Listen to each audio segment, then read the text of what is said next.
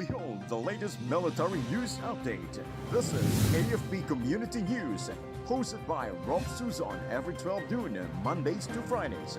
Only here on DWDD Armed Forces Radio. One AFP for a stronger Philippines.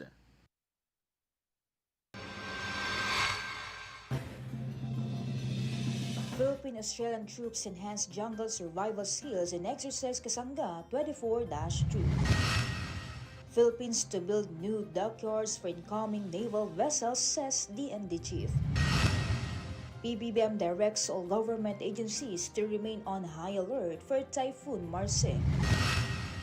Unemployment drops to 3.7%.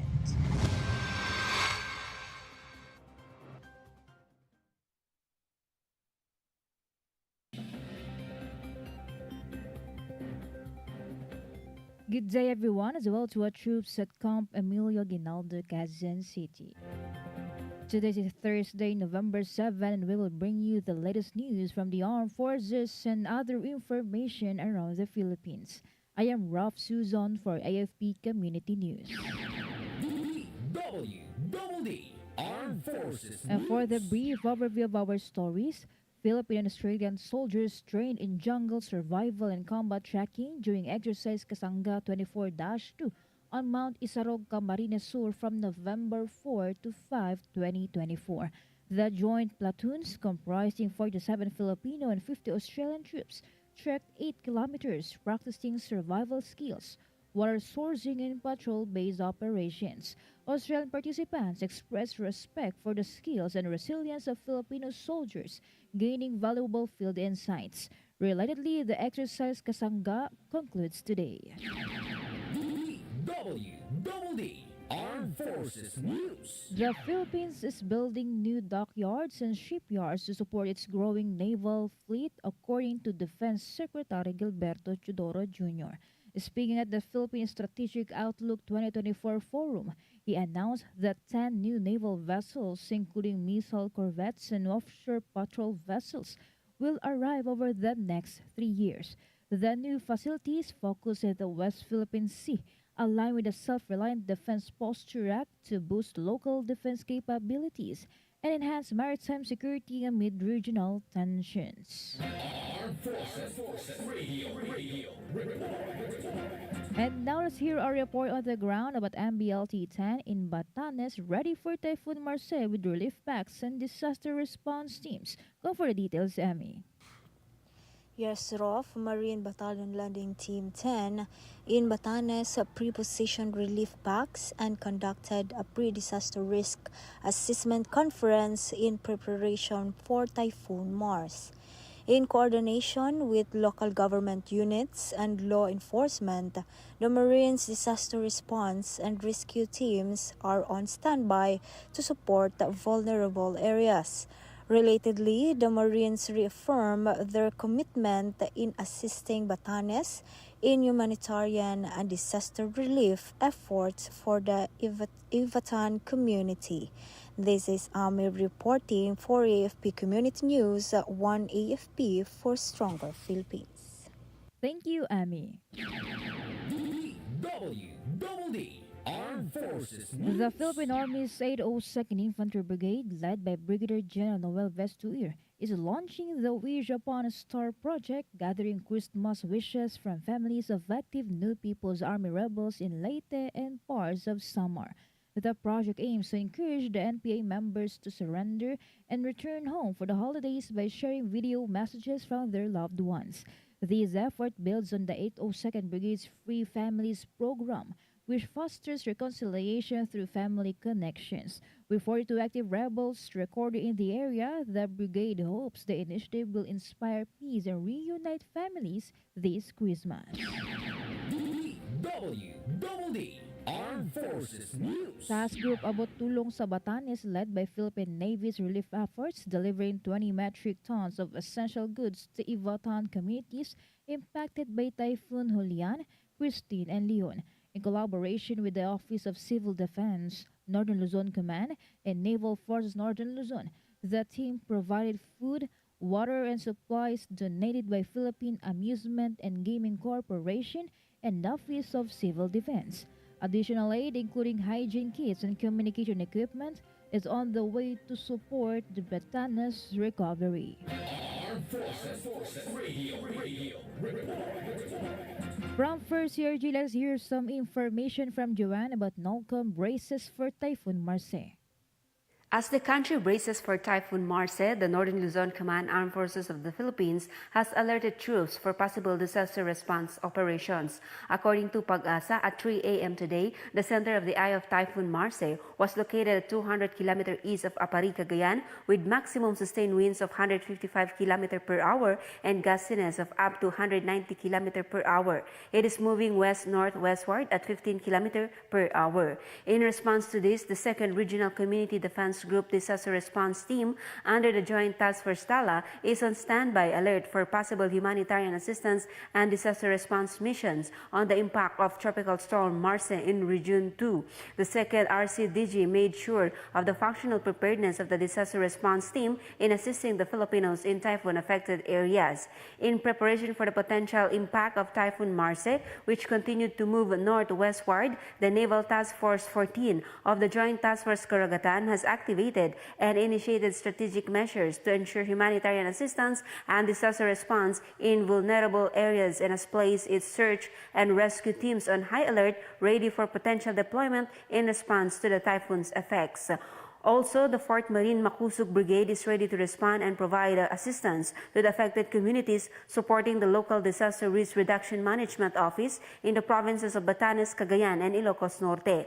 Meanwhile, the Marine Battalion Landing Team 10 in Batanes has conducted a pre-disaster risk assessment conference and preposition relief packs in anticipation for Typhoon Marce's potential landfall.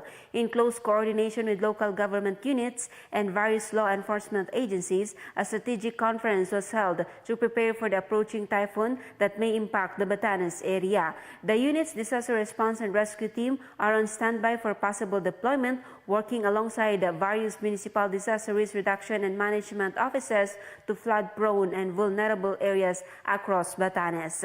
This is Joanne Sagaok reporting for AFP Community News, 1 AFP for Stronger Philippines. Thank you, Joanne, from First CRG. DWDD National And for our News. national news, the Department of Agriculture has assured that measures are in place to mitigate the effects of bad weather and African swine fever on the agricultural sector.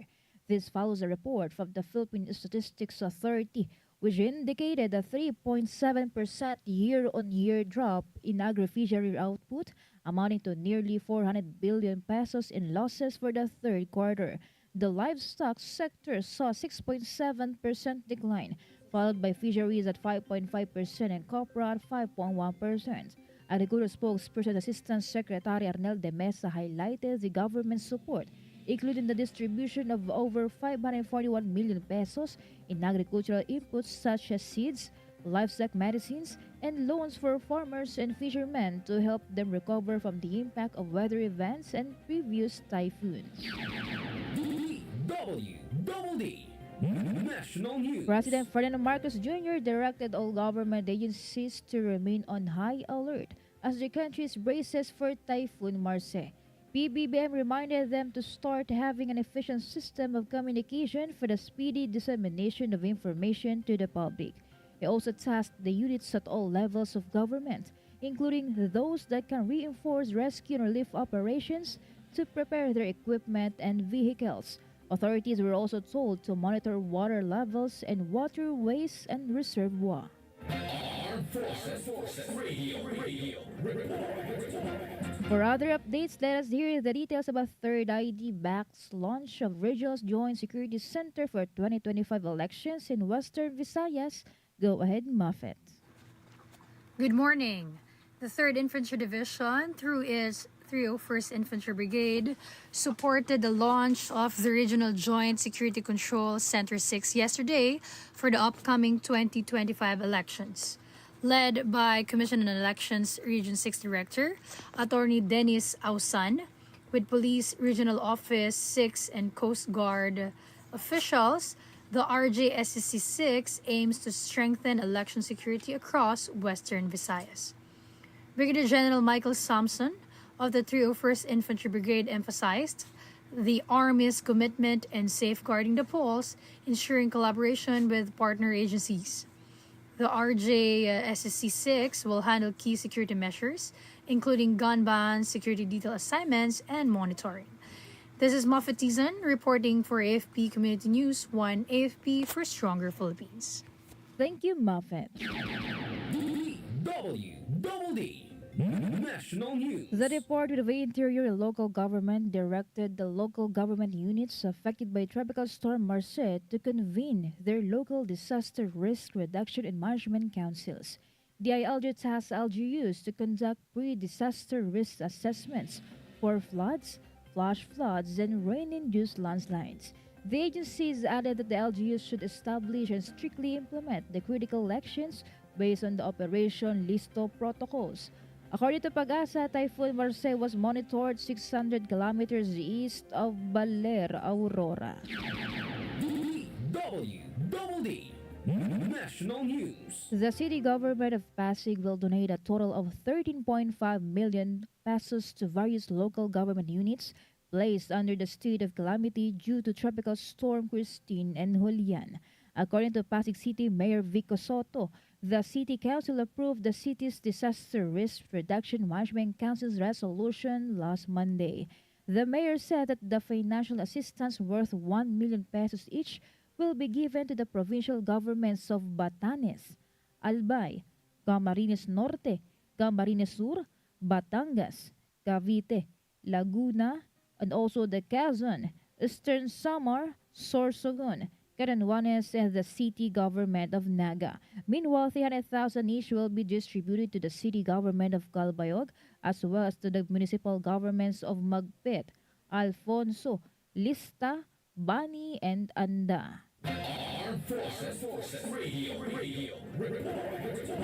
On the other line, let us hear more from Gina about Army Chief strengthens logistics ties with U.S. Rofh, Philippine Army Commanding General Lieutenant General Roy M. Galido visited the United States Army's 593rd Expeditionary Sustainment Command at Joint Base Lewis McChord in Washington. It intends to bolster the Army's logistics capabilities. Accompanied by U.S. Army 1 Corps Commander Lieutenant General Matthew M. McFarlane, Lieutenant General Galido received capability briefings and observed U.S. Army sustainment operations aimed at enhancing the Philippine Army's logistics and territorial defense capacity. Moreover, Philippine Army Chief stated that strengthening their logistics capability is essential in their shift to territorial defense operations. This is Gina reporting for AFP Community News, 1 AFP for Stronger Philippines. Thank you, Gina. DWDD National News. And for other development stories, the number of jobless Filipinos declined according to Philippine Statistics Authority. The unemployment rate dropped to 3.7% in September from 4% in August. This translates to 1.89 million unemployed Filipinos, 177,000 less than August figure of 2.07 million. Meanwhile, underemployment, which counts those looking for more work or an extra job, rose to 11.9%, up from 10.7% in September 2023. DWDD National News. The Department of Labor and Employment said that more than 193,000 minimum wage workers are set to benefit from the wage hike in Western Visayas region. The National Wages and Productivity Commission approved the 33 pesos to 40 pesos increase for workers in Aklan, Antique, Capiz, Guimaras, Iloilo, and Negros Occidental provinces, as well as the cities of Iloilo and Bacolod last week. Non-agricultural workers in a company with more than 10 employees will receive 513 pesos per day from 480 pesos. The Regional Tripartite Wages and Productivity Board 6 noted that house helpers will receive a 1,000 pesos increase monthly. More than 300,000 full-time workers and more than 160,000 house helpers will benefit from the wage hike. Armed Forces Radio. Let us hear more updates from Beth Tanyete about 12 CMO Battalion holds Harmony in Touch retreat to support troops' mental and physical wellness. The 12th Civil Military Operation Kapatiran Battalion hosted a Harmony and Touch therapeutic retreat at their headquarters in Camp General Emilio Aguinaldo, Quezon City. Part of their upcoming anniversary celebration, the retreat aims to promote physical and mental well-being among personnel. It is aligned with the Civil Military Operation Regiment Advocacy for Health and partnership with the Integrated Training Specialists Incorporated. The program emphasizes the battalion's commitment and fostering a supportive environment that enhance effective service among soldiers and the Kapatiran Battalion. This is Beth Saniate reporting for the AFP Community News, one AFP for a stronger Philippines. Thank you so much, Beth Daniete. DWDD National News. For other national news, President Ferdinand Marcos Jr. has extended his well wishes to United States President-elect Donald Trump on his return to the White House. In a statement, the president congratulated the American people for their display of democracy. PBBM said he is looking forward to working with Trump's administration to bring the relationship between the Philippines and the U.S. to greater heights. He also pointed out that two countries' deep ties, shared beliefs, common vision, and a long history of working together. DWDD National News. Relatedly, House Speaker Martin Romualdez expressed belief that maritime security will remain a priority under the new Trump administration in the United States.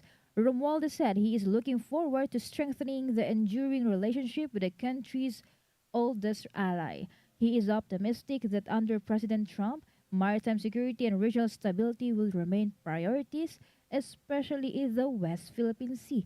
The House leader emphasized that the Philippines values a strong defense partnership with the U.S. supporting peace and stability across the Indo-Pacific region. Armed Forces Radio. From Solcom, let us hear from Sana about Indonesian Air Force delivers relief goods to typhoon victims in Bicol. The commander of the Joint Task Force Bicolanja extended his gratitude to Indonesian Air Force personnel during their brief stop in Pili, Camarines Sur. As part of international relief efforts following Typhoon Christine, the Indonesian Air Force had just completed an airlift of essential supplies from Legazpi City to support affected communities. This relief mission is part of a broader initiative from neighboring nations with personnel from Indonesia, Malaysia, and Singapore arriving in Bicol to deliver much-needed supplies. As a gesture of appreciation, the JTFB commander presented the chief pilot with a miniature spear symbolizing the unit's emblem. The Indonesian personnel in turn expressed their gratitude for the commander's visit and the opportunity to aid in recovery efforts. This international assistance shows the strong ties between the Philippines and its neighboring countries, highlighting a shared commitment to help those in need during challenging times. This is Sena from Surcom, reporting for AFP Community News 1 AFP for Stronger Philippines. Thank you, Sana from Solcom. DWDD National News. On the other hand, the total net assets of the Pag-ibig Fund breached the 1 trillion peso mark. The fund's fiscal performance grew as its total net assets were recorded at 1.02 trillion pesos, a 125.74 billion peso increase or 14% growth compared to September 2023. The agency's gross income also reached 62.09 billion pesos. Meanwhile, Pag-ibig's net revenues amounted to 39.54 billion pesos, 17% higher than the 33.66 pesos billion last year. DWDD National News. The Department of Agriculture has recorded a decline in agricultural output for the third quarter of this year, with a 3.7% decline recorded on value production. DA Secretary Francisco Chu Laurel Jr. attributed the decline to the adverse effects of the weather disturbances and the impact of African swine fever on hog production. According to Laurel, the combined effects of El Nino and La Nina weighed down palay production. He noted that the agency is now implementing changes to the rice cropping calendar and building infrastructure like water impounding dams to mitigate the impact of climate change on the farming sector. Armed Forces Radio Report. And we have a report coming in from Kath about Philippine Air Force welcomes new Vice Commander, Reserve Command Leader, and promotes generals. Yes, Rofh. The Philippine Air Force celebrated the leadership transition and promotion of key officers at Villamor Air Base yesterday, presided over by PAF Commanding General Lieutenant General Stephen P. Pareño. The ceremony saw Major General Aristotel D. Gonzales assume the role of Vice Commander, succeeding Lieutenant General Agustin S. Malinit, who now serves the Inspector General of the AFP. Major General Pablo E. Rustria Jr. was appointed as the new commander of the Air Force Reserve Command. Additionally, new promoted generals were known their ranks, reinforcing PAF's mission of operational excellence and national defense. This is Kat reporting for AFP Community News, 1 AFP for a stronger Philippines. Thank you, Kath. Armed Forces Radio Report. More updates from Ella Mercado by authorities nabbed two most wanted person in anti-criminality campaign in Mandaluyong City. Mandaluyong City Police, through their warrant and subpoena section personnel, together with other law enforcement agencies, arrested two most wanted persons during their anti-criminality operation, which was carried out in Barangay Addition Hills, Mandaluyong City. Based on the report submitted to EPD's headquarters in Pasig City, the arrested most wanted persons were identified as alias Junicio, 39 years old, a sales consultant from North Fairview, Quezon City, and alias Nelson, 38 years old, a resident of Mandaluyong City. Alias Junicio, top 3 most wanted person, was arrested by virtue of warrant of arrest issued by RTC Branch 212 Mandaluyong City, dated May 13, 2024, for 6 counts of violating Republic Act 10883, no Anti-Carnapping Act of 2016 without corresponding bail.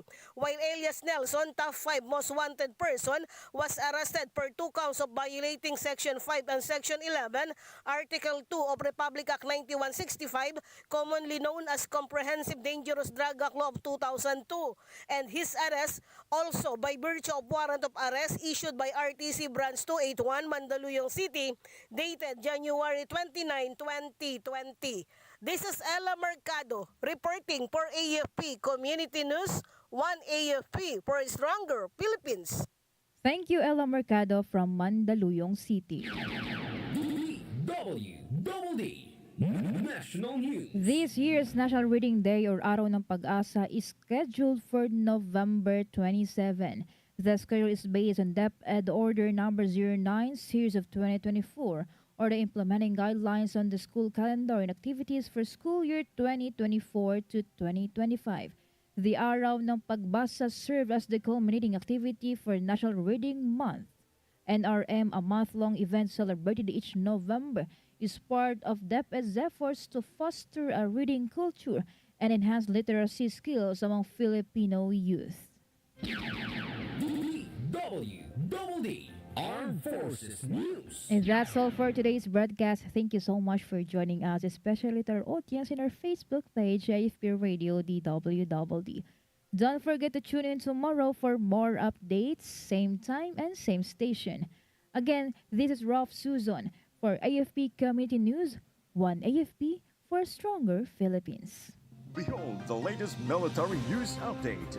This is AFP Community News, hosted by Rofh Suzon every 12 noon, Mondays to Fridays. Only here on DWDD Armed Forces Radio. 1 AFP for a stronger Philippines. Ito ang DWDD 1134 kHz AM. Balita, impormasyon at musika. Ito ang DWDD AFP Radio. Boses ng Kawal Pilipino. Kayo ay nakatutok sa DWDD AFP Radio. Kami po ay kasapi ng KBP, Kapisanan ng mga Broadcaster ng Pilipinas.